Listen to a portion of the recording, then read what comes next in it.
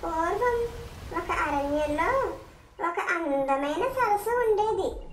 ఆ సరస్సులో ఎన్నో రకాల జీవులు నివసించేవి. వాటిలో ఒక తాబేలు మరియు 2 కొంగలు కూడా ఉండేవి. తాబేలు చాలా తెలివైనది, కానీ కొంచెం అహంకారం ఎక్కువ. తన మాట నిజమని, తనకన్నా ఎవరికి ఏమీ తెలియవని అనుకునేది. కొంగలు మాత్రం చాలా మంచితనంతో, సహాయం చేసే స్వభావంతో ఉండేవి. అవి తాబేలుకు మంచి మాటలు చెప్పినా అది పట్టించుకునేది కాదు. కొంతకాలం గడిచాక ప్రతి ఏడులాగానే ఆ ఏడు కూడా ఎండాకాలం వచ్చింది. కానీ ఈసారి ఎండలు ఎక్కువగా ఉండటంతో చెట్లు మొక్కలు ఎండిపోయి సరస్సులోని నీళ్లు కూడా ఇంకిపోసాగాయి. కొద్ది కాలానికే సరస్సు పూర్తిగా ఎండిపోయే పరిస్థితి ఏర్పడింది. చిన్న చిన్న చేపలు, ఇతర జీవులు బ్రతకలేకపోతున్నాయి. అప్పుడు తాబేలు ఇటువంటి క్లిష్ట పరిస్థితుల్లో నేను ఎలా జీవించాలి అనుకుంటూ బాధపడుతుంది. తాబేలుని గమనించిన కొంగలు, తాబేలు మిత్రమా, ఇది చాలా ప్రమాదకరమైన పరిస్థితి.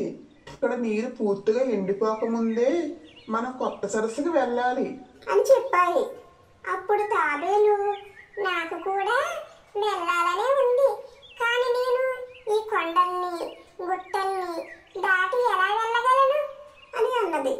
అప్పుడు కొంగలు ఒక మంచి ఉపాయాన్ని ఆలోచించి ఇలా అన్నాయి.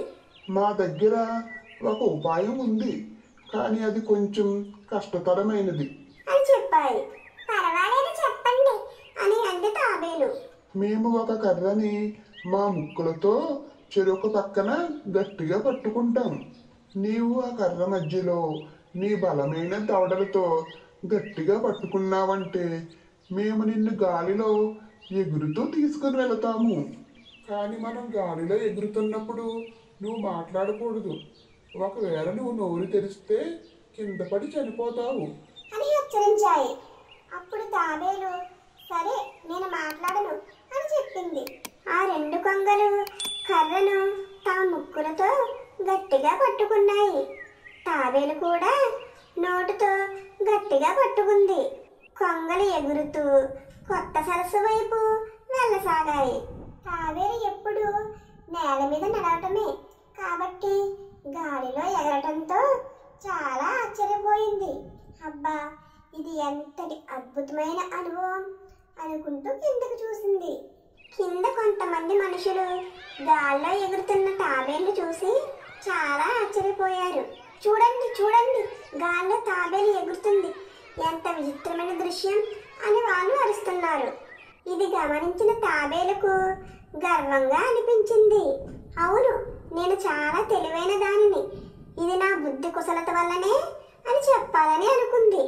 స్వతహాగా ఎక్కువ మాట్లాడే అలవాటు ఉన్న తాబేలు తన గొప్పతనాన్ని చెప్పుకోవాలనే ఆలోచన ఆపుకోలేక, ఇది నా తెలివితేటల వల్లే కదా అని నోరు తెరిచింది.